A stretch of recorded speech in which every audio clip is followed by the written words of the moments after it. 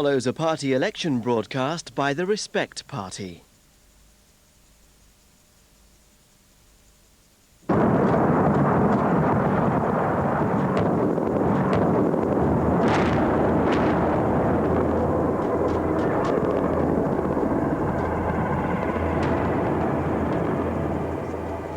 This was a war based on lies.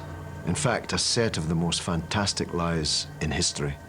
Lies about weapons of mass destruction, lies about the impact on world terrorism, lies about the impact on the Israel-Palestine conflict, and perhaps most spectacularly of all, the lie that the Iraqi people would welcome hundreds of thousands of foreign soldiers invading and occupying their country.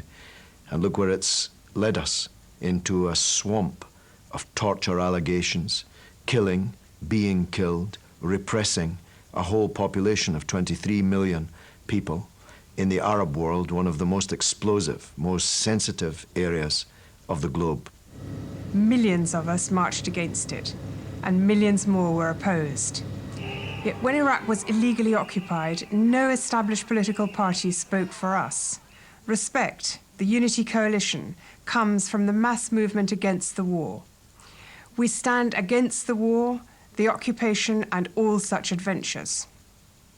This war is now a humanitarian disaster, with 15,000 dead, countless thousands injured, homes and businesses destroyed by US bombing raids.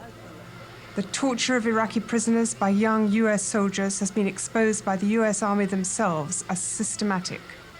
In newspapers and television screens all around the world, we are seeing images of occupation soldiers behaving in the most unspeakable way, torturing helpless, naked men at their mercy, hooded, shackled, being sexually humiliated. Our government joined an American war that had nothing to do with justice and everything to do with the interests of multinationals, many linked to the White House. The privatization of Iraq and the fat contracts for its reconstruction are benefiting companies like Halliburton, where Vice President Cheney made his fortune, not the Iraqi people's interests. The money spent on this war could have bought 17,000 new homes, 200 new schools, 10 new hospitals, and free school meals for all children living in poverty. We're told there is no alternative to endless war and privatization. There is a world of peace, justice, and public ownership. Respect is that alternative.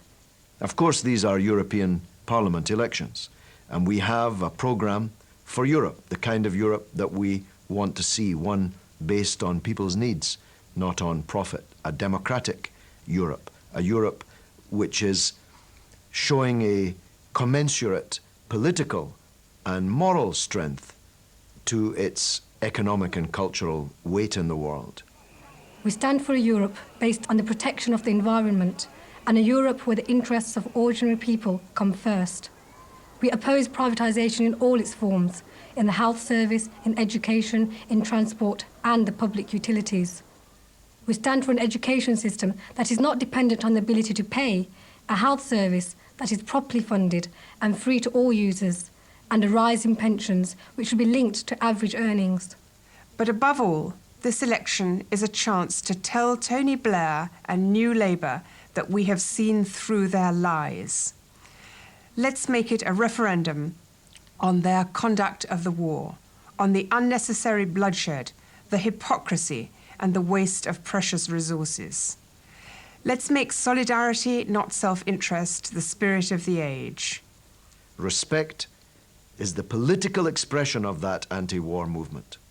And at the ballot box on June the 10th, if we can get a significant vote for this new political movement, then we may very well begin the job of holding Blair and Bush occupation and war, the attacks on civil liberties, the witch hunting of minorities, holding them finally to account.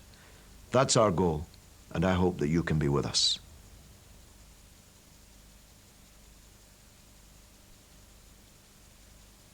That was a party